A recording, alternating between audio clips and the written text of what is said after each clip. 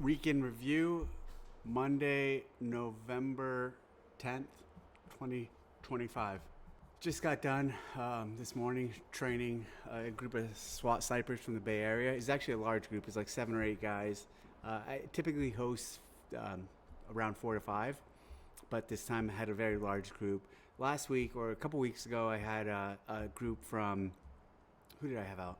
A group from Campbell out. They shot their 50 cal. We got that all dialed in. Then a few days later, I had a group from Elk Grove out.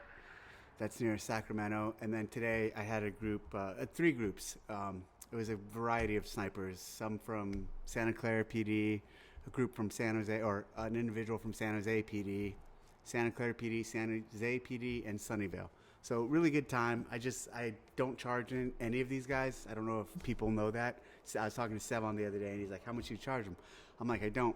It's just my way of giving back and supporting those who are protecting us. And, you know, I have some valuable skills, or I have some useful skills that I can pass on to guys in those roles via my time in the Navy, and then obviously my passion for shooting and competitive shooting, that I'm able to help them and make them better.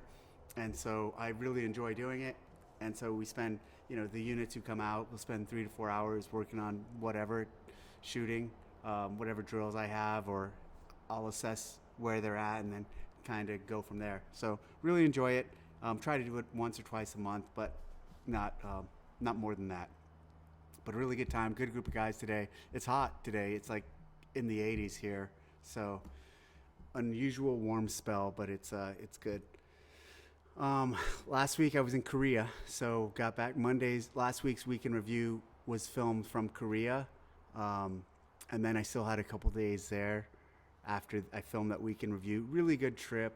Went out there for the Trainer Summit that we are doing with our seminar staff, our red shirts from the Asia region and from also the Australia region. And so we got them all together, and then our team, Lisa Ray, Chuck Carswell, Joe Alexander, led them through a number of training drills over the course of 2 days. While they were doing that, I've showed up. I actually was there for the open. I gave a little talk. I actually posted a clip of the talk telling a story about the last time I was in Korea when I was a SEAL, and something that happened during an exercise. While I was there, after that, I then went and dropped into a bunch of affiliates. So the first night when Hiller and I landed, we got a car, and then car service. Stopped at 2 affiliates that night.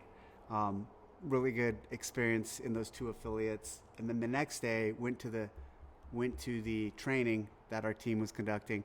That was on an affiliate, one of our trainers' affiliates. And then from there went to 2 more affiliates before lunch, had lunch, and then went to 4 affiliates before dinner.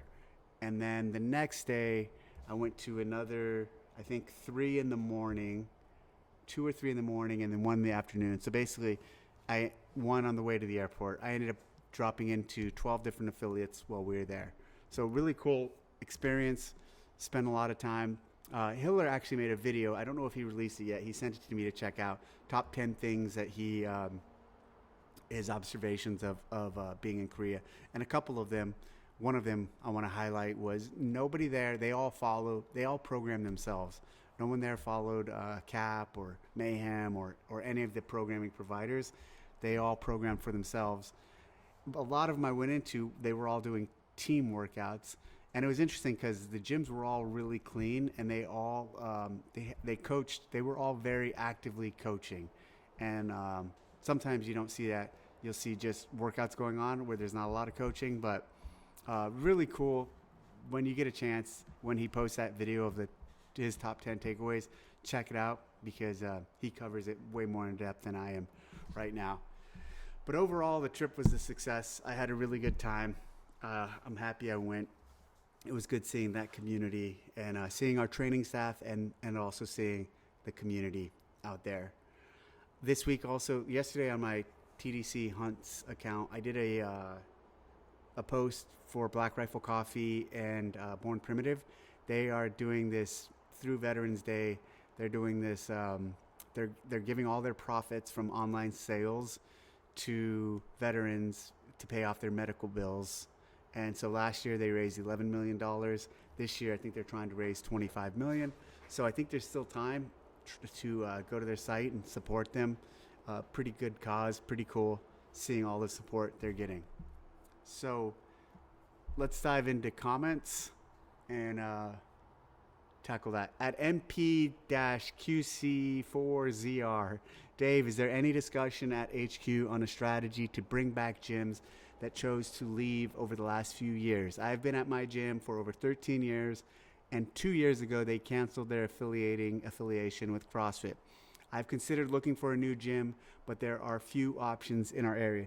Yeah, the affiliate team actively has they do that. I don't know the ins and outs of it, the details of it, but if you'd like your gym to be reached, if you want someone to reach out to your gym specifically, let me know. Shoot me an email, and I'll try to make that happen.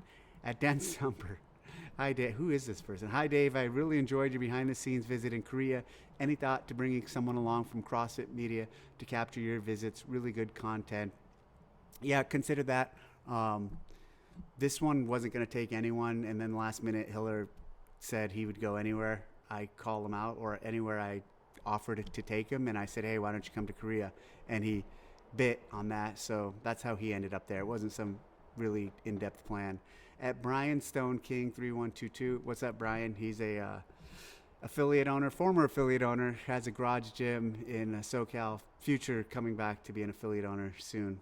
Just watch your keychain video. Very cool. Try getting the camera overhead next time. Cool stuff. Thank you. Yeah, so I've made a video of how I make the keychains that I sell on TDC Mercantile. So check those out. Check out the video. I'll put a link in here. And then TDC Mercantile if you wanted to buy one. At News and Jiggers, did you learn any medical training or triaging skills while in the Navy comparable to being a registered nurse? I did learn a lot of that style of training, but not comparable to being a registered nurse. We had to do a lot of, emergency care if there was gunshots. We did live tissue training too. So we did a lot of that training, but definitely not at a high level. Just stop the bleeding, essentially. One day at a time, have you guys considered making any more attempts at collaborating with celebrities? Obviously, Seth Rollins was part of an open announcement, but others like Zlatan, for example, have posted themselves doing WODs, and Tom Holland has shared how he does Cindy often. It just seems like a fun opportunity, not being taken advantage of. Yes, but it's usually more complicated with a lot of these celebrities than you would think, especially even getting in contact with them. And then some of them don't want to lift the finger unless there's something in it for them other than just exposure. Seth Rollins has always been great in that. Like, he'll do anything and has always been willing to be involved without like a massive contract, let's say, or anything. So some have been really easy to work with. Others in the past are more challenging. And some, it's just, like Zlatan or Tom Holland. I think our team might have tried to contact Tom Holland. I don't know how that went. But, yeah, so it depends. I would love to do more with more celebrities, but, it's, and sometimes we're the last to find. A lot of them that are doing it aren't very public about it. So it depends. At Javier Mesa Pavanti 3959. Hi, Dave. Thanks for all the early info about next season. It really helps a lot to plan the trips next year. About the Level 4 on previous weekend reviews, you mentioned that will be some release info in October. Can you give us a timeline on update about the Level 4? Thanks for all the work and transparency.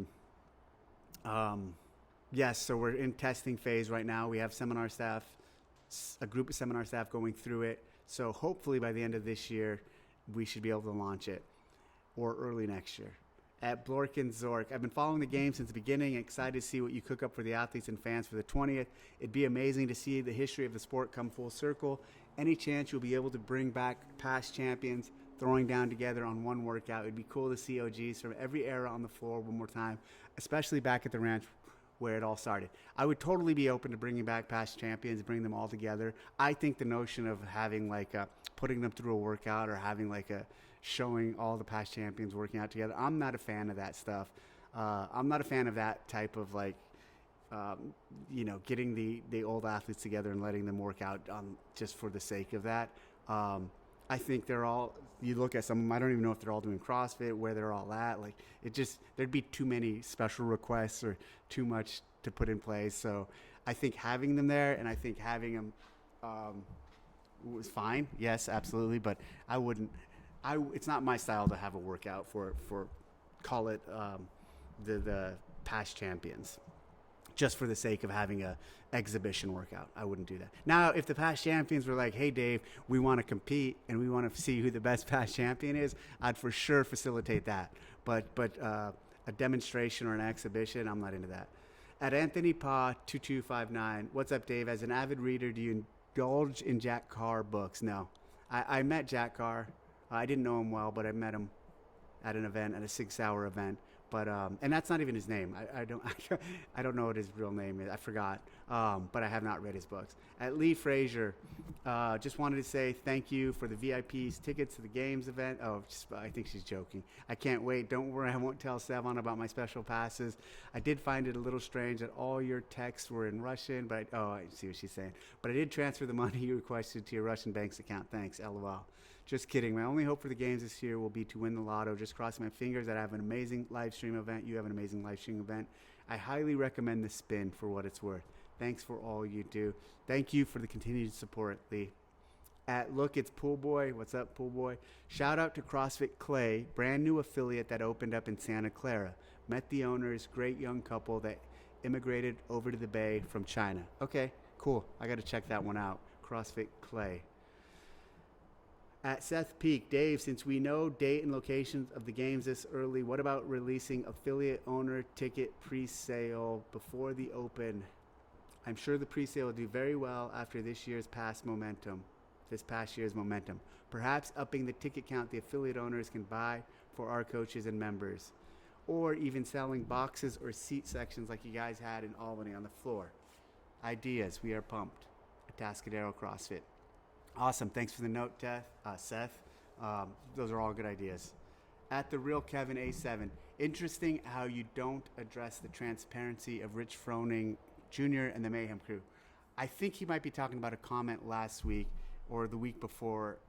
If I remember, there was a comment around that Rich is just being basically around what I said and what I said. They said, hey, Rich is just being transparent, and that's good, and it's, forgot how it was framed.